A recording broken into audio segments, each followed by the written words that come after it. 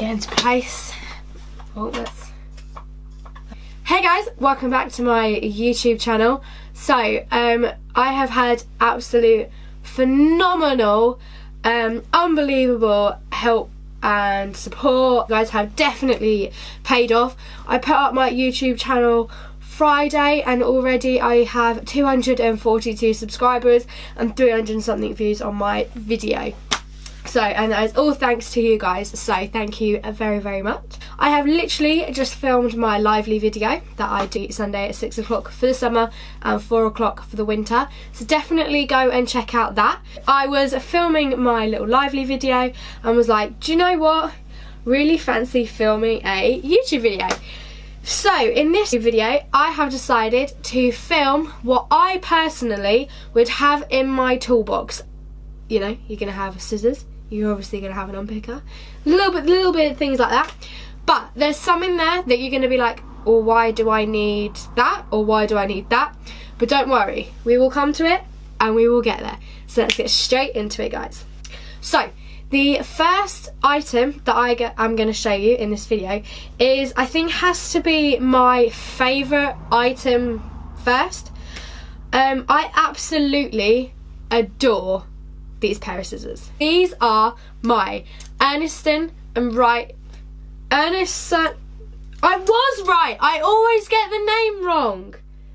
Ernest Wright and Son. Woohoo! These are my legit favorite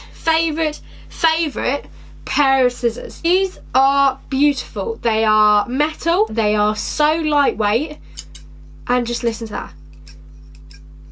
Oh yeah, that's how you know you've got a good pair of scissors, is by the sound of it. I got the lighter pair and then I got the heavier pair. I'm not sure like what their actual names are, but I got these pair and I got a chunkier pair that are in red, obviously. I adore these. These are so easy to work with. Lycra, lace, silk, denim, whatever you want to work with, these are nice. The heavier pair are easier to work with denim. These are good for like lighter denim.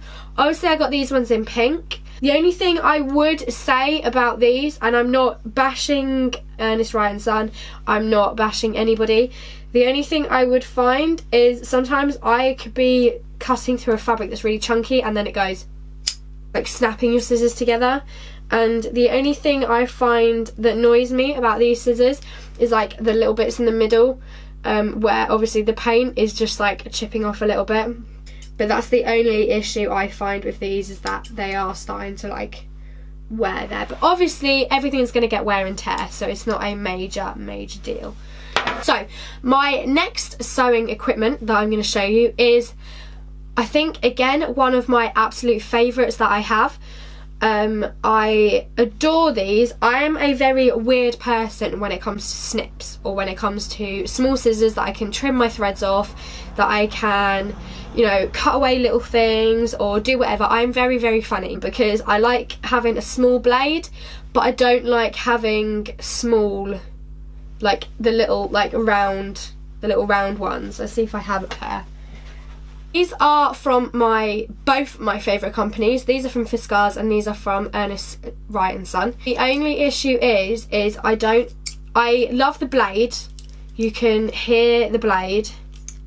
You can just hear the blade. They are lovely and sharp, but I find the only issue is I can't seem to work the handles. I don't know whether I'm doing it wrong or what, whether I'm meant to shove my pinky finger in there, whether I'm meant to shove my thumb in there. I don't know. I don't tend to get on with these because I would rather have something that I can hold. I'd rather have something that I can hold onto, which is where Fiskars came up with the most brilliant idea. Once I first saw these, I was like, whoops. I have to have a pair of these. These are going to be so handy for sewing. They're going to be so comfy to use. Everything is exciting. I brought out these bad boys. I absolutely love these. These are the Fiskars Soft Grip Snips, and these are brilliant. The blade is so small, it's so sharp, but the handle is so comfy. It's like a handle for scissors, but it's got the blade of snips. Love it. These are so easy to work with. I find that cutting away bits of lace, I find trimming off threads. I hate unpicking. Sometimes even these are good for unpicking as well. I would highly recommend you guys go and get a pair of these. Now, my next pair of scissors are shaped funny. You can't really use them for many things, but the main thing that you can use them for, they are brilliant at. These are from Ernest Wright & Son, and these are my applique scissors. In my 5 years of sewing, I have never used these for applique whatsoever. I mainly use these for when I'm making my over-the-shoulder tops or over-the-shoulder dresses, and I need to cut away the excess lycra from the cover stitch. For when you have that bit of fabric that you just need to get away with, but you don't want to cut into your fabric underneath, or you don't want to cut away your stitching. These are your scissors you need for that. Moving away from scissors into sort of like the little bits and bobs that you would find in your toolbox, I went to the... Where did I get these? Where was there? I think I got these from the Knitting and Stitching Show. I first thought that these were tweezers, and I wanted a matte black pair of tweezers for in the log cabin so that I could change my overlocker, change my cover stitch, you know, little things like that.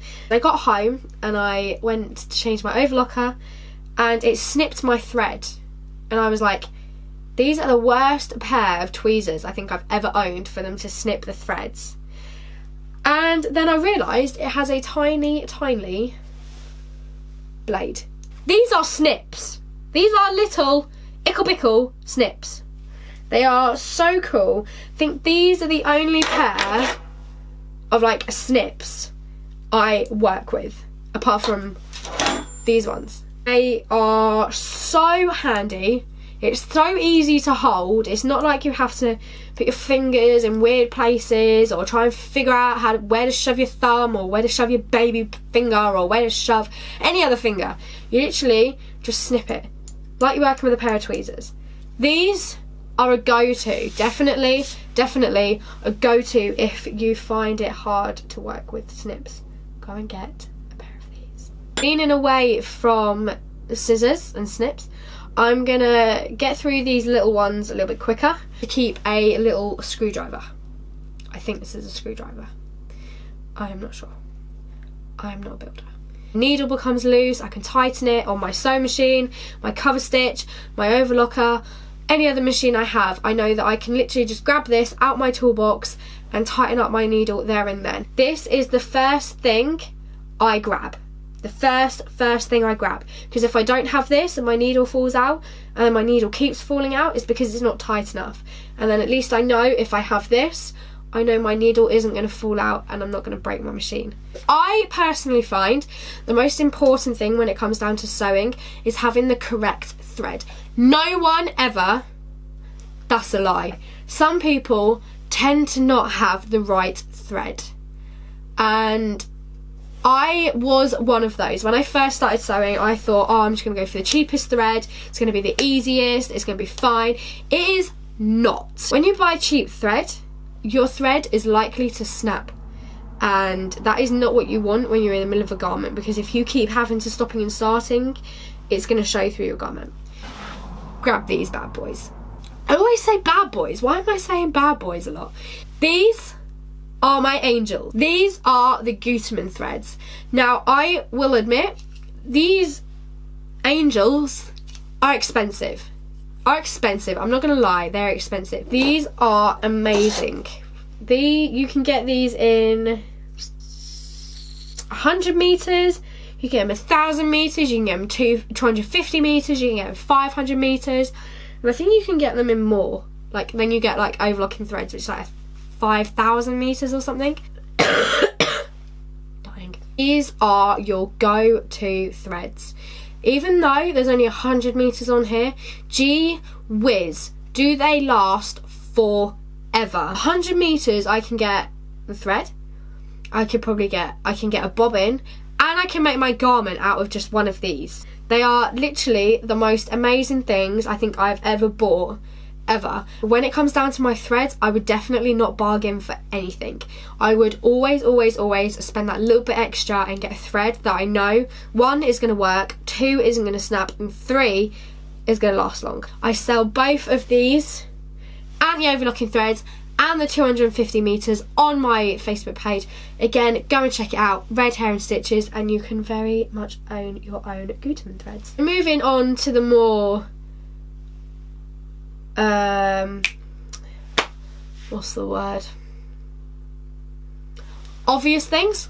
Pins and a magnetic?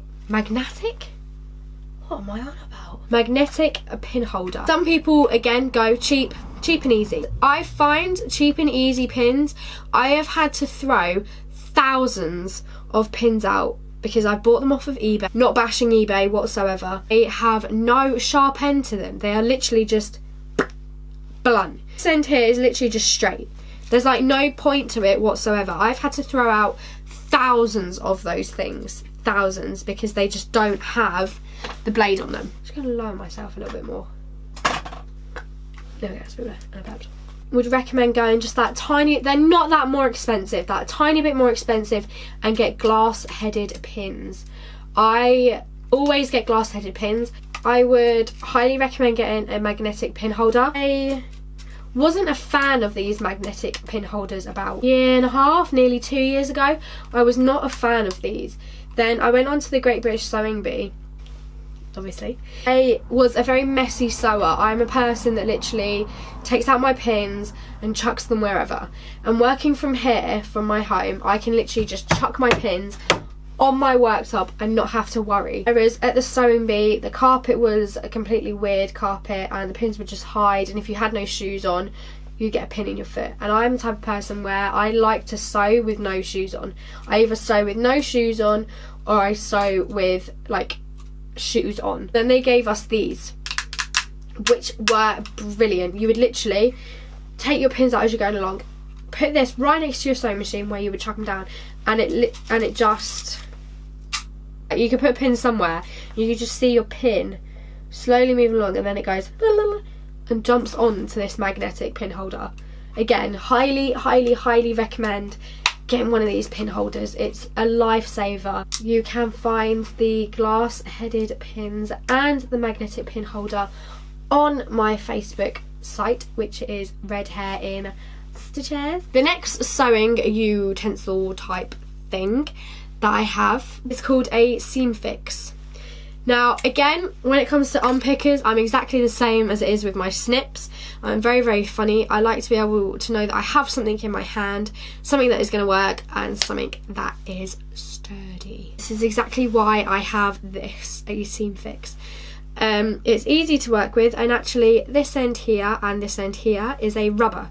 So if you undo your stitches and the threads go everywhere, rub it like this or like this, and it takes away your thread. Even though it's such a big handle, it's got such a small blade. Again, definitely another must have. And again, go and check it out, Red Hair and Stitches. You can order one of these as well. The next two things I have, I'm going to put these together, otherwise this video is going to be hours long. I have no clue what it is called whatsoever.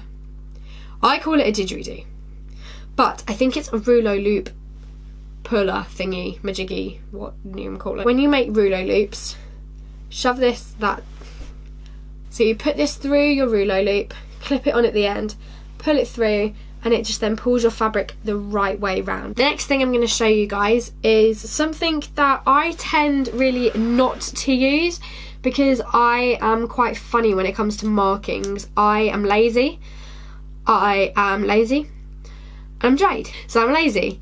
I tend to not really do many markings because I don't like doing markings, because I find that it takes forever if there's so many markings. So I have one of these. I have two of these actually. I may even have three.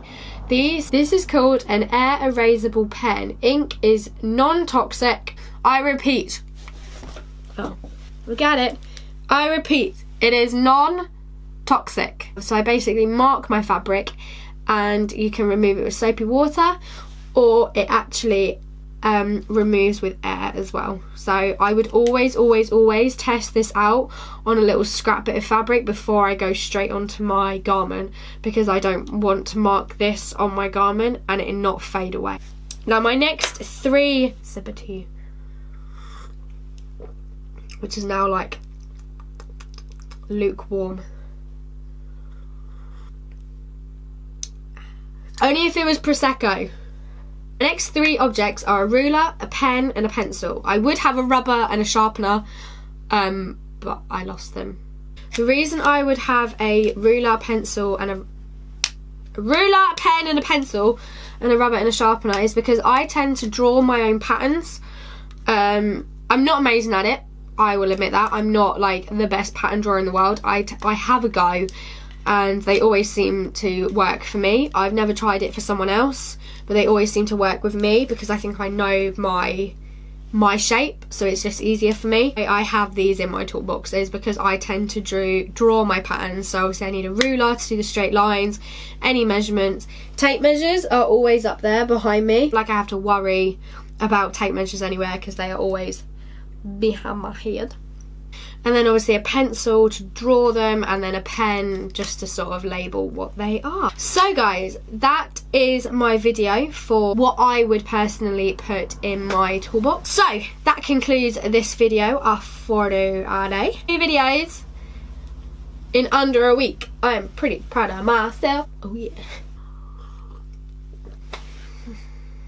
Thanks for watching this video, guys. I really hope it was helpful for you. I hope I have inspired you to go and get some new equipment or whatever you guys want to call it. I would always recommend that cheapest isn't always best. Sometimes spending that little bit more is better. But yeah, that's my personal opinion. If you like this video, guys, don't forget to give this video a thumbs up, and don't forget to subscribe and hit that little bell button, because then that way you know when I have posted a new video. And I will thanks for watching this video, guys, and I will see you in next week's video.